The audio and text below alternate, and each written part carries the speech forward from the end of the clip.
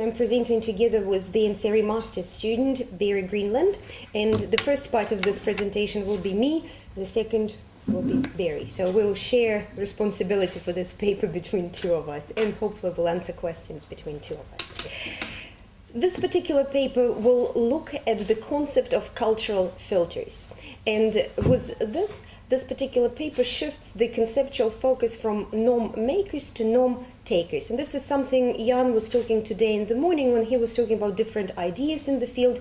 And so this is one of the ideas. It's that a conceptual shift towards the norm takers, and not only how they take or not take, but the range of reactions they react to the normative sender. Do they accept, do they adopt, do they adapt, or do they resist or maybe even reject? In this particular paper, we'll focus on one possible cultural filter, which is images and perceptions of normative power Europe. And we argue that this type of cultural filters is actually very important if we want to understand a range of different reactions. Again, reacting to Jan's point on eclecticism, what we will try to do here, first we will try to introduce a little bit of conceptual clarity. We know confusion is good, but we're looking at revisiting the concept of cultural filters within the normative power Europe program. And after that, we'll try to bridge this particular concept, the cultural filters, was the two theories. One about the cascade activation theory. It's about how ideas on foreign policy are spread and activated in different societies. And the second one, social identity theory. And within this theory, the idea of intersubjectivity, first of all, when self perceives the other, the self actually gives up more information about itself than the other. And the second one, intersubjectivity tradition, already talks about a range of reactions from respective understanding and change of identity to resistance and rejection. So moving towards revisiting the concept of the cultural filters within the tradition of normative power Europe, or analytical approach normative power Europe. As we know, in his seminal work, Jan Menes talks about several factors which are involved when normative messages communicated. That could be communication one way, for example, intentional information diffusion, or unintentional contagion diffusion, or sometimes there is a mutual exchange of information. In this way, we have procedural diffusion, transference, avert diffusion. Avert diffusion is there's a presence on the ground. And then Jan Menes just puts the next factor in the paradigm he calls cultural filters, and he defines as the interplay between the construction of knowledge and the creation of social and political identity by the subjects of norm diffusion. And he puts it as one of the members of the paradigm. Our argument in our paper is that this is not one of the members of the paradigm. We actually argue it's one of the main underlying factors which actually influences the other factors within paradigm. And Jan Menes himself seems to be very sympathetic to this particular argument. In his 2002 work, he references an earlier work by Kinvall, a Swedish scholar, and he states that the cultural filter affects the impact of international norms and political learning in third states and organizations, leading to learning, adaptation, or rejection of norms. Other scholars seem to be very also sympathetic. They support this, and Chekhov, for example, talks that diffusion is more rapid when a cultural match exists between a systemic norm and a target country, in other words, where it resonates with historically constructed domestic norms. And so I'm coming to argument by Martin earlier today in the first panel about what is the domestic sources of ideas. And so this presentation pretty much tries to address this particular point. Here we are linking the diffusion of ideas to yet another theory, and this is the theory proposed by Robert Entman, and it's called cascade activation theory, and it's about framing selective communication on foreign policy events and actors and policies. In a nutshell, what this theory talks about is that there are different levels within society, and they're different in their capacity to influence the spread and activation of ideas on foreign policy and events and actors. The upper level is administration elites, then non-administration elites, including media professionals, then media itself, and then the lower level is the general public. And the general public has the least capacity to spread and activate ideas about foreign policy within society. So important, different levels have different capacity to influence the ideas on foreign policy, and what Entman is arguing, on every level they are cognitive misers. They're never in possession of full information, and they never in possession of motivation to have this information. So what they're dealing with is with the selective framing, highlighted selective framing. And the ultimate power in forming this highlighted selective framing belongs to media level. In his theory, he works only with the news media. We argue this conceptualization and argue to broaden the consideration what could be called influential media in society, and specifically we look at educational media, textbooks, how textbooks can form the formation of ideas in the society. And this attention to education also corresponds to social identity theory, which talks about several interconnected levels where identity is constructed: family, language, education, government policy, media, and icons on identity. And schools are an important factor in instilling, even producing identity. Not only cultural filters are location specific and cohort specific, we argue that conceptualization of the cultural filters also should include a time dimension, so they're also time specific. Brodel, in his tripartite paradigm, talks about microhistory, when categorization happened because of crisis or revolution. Example, Ukraine. 3 months ago, people had one idea about Ukraine and New Zealand, and now the framings are changing because of dramatic event.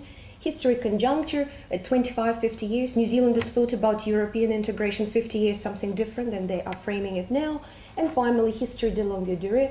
Barry's much better, she's a native French speaker, I mispronounced these words, but it's about centuries. For example, Europe since the 15th century. So cultural filters, not only they're the underlying factors, but their location, cohort, and time specific. For textbooks, because of the nature of the genre, they deal better with level 2 and 3, leaving current media to react to current events, so news medium. Methodology: last year, 4 postgraduate students undertook project Images of Europe, the European Union in New Zealand textbooks. So they analyzed 37 textbooks. They scanned and PDF'd, and there are members of this research team, Stephen Howard and Gabrielle Weibel, and Barry and Jimmy, who's not here, but they were looking at the social studies as well as history, economy, and geography. The keywords were Europe, European Union, and all European states, not only EU member states, including Eastern and Central Europe and Southern Europe. And we coded in many different ways, but one of the main coding principles was to look at those nine values and norms Mann is introducing his seminal work, and to see what's coming out. So Barry will take over and talk about the framing of normative power Europe in New Zealand textbooks, recommended by Ministry of Education to be used nationwide.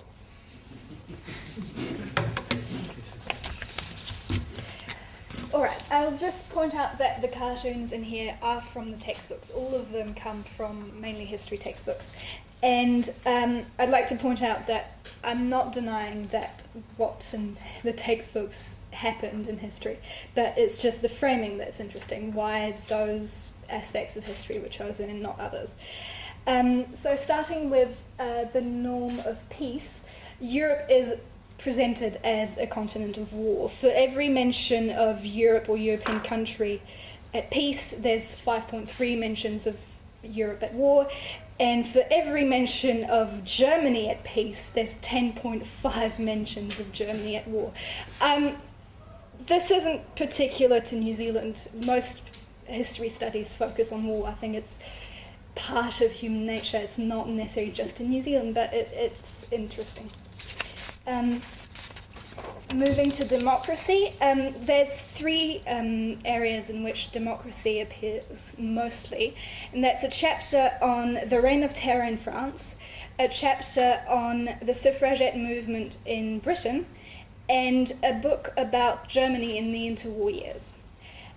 So in the chapter that examines the Reign of Terror, democracy is mentioned, but only in the introduction and in the conclusion. It provides context rather than being part of the chapter itself. It says that so the revolution installed the most democratic constitution the world had ever seen, but then it also counterbalances this statement by saying the describing the Jacobin rule as dictatorial, saying Napoleon's regime was a military dictatorship. The chapter points out that no woman had voting rights, and most of the sans-culottes had no rights to vote for the Legislative Assembly. And the chapter concludes saying that the experience of the terror hardened the resolves of European middle-class liberals against popular democracy. So rather than concentrating on the defeat of an old regime, it focuses on the failures of the new regime, of this new concept of democracy. And so while it accepts that democracy is a European value, it also shows that there were failures of the system of governance in the first instances. In the suffragette movement in Britain, again, you have the framing of Britain as a country that was not fully democratic for a long time and that was highly unequal.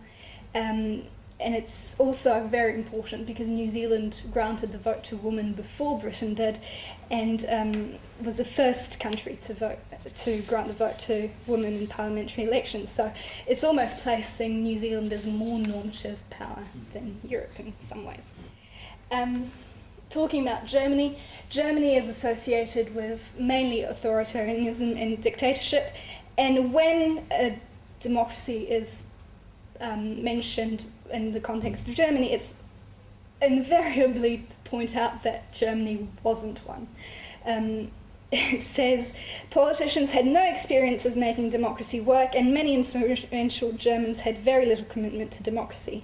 It also states later, right-wingers who looked back fondly on the pre-war days when Germany was powerful were happy to blame the new democratic government for making peace.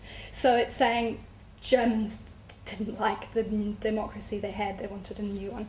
And then there's links between the Nazi policies and democratic means. Hitler changed Nazi policy, they now tried to win power by democratic means, but then states, Nazi Germany would be a dictatorship. The Nazis did not believe in democracy.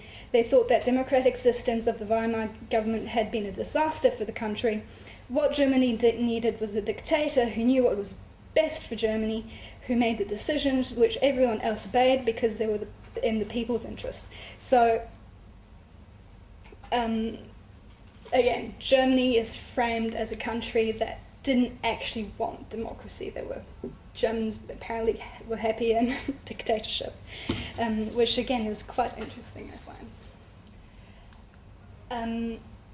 Moving on to human rights, the only time human rights is mentioned in history textbooks, it appears when in a source of a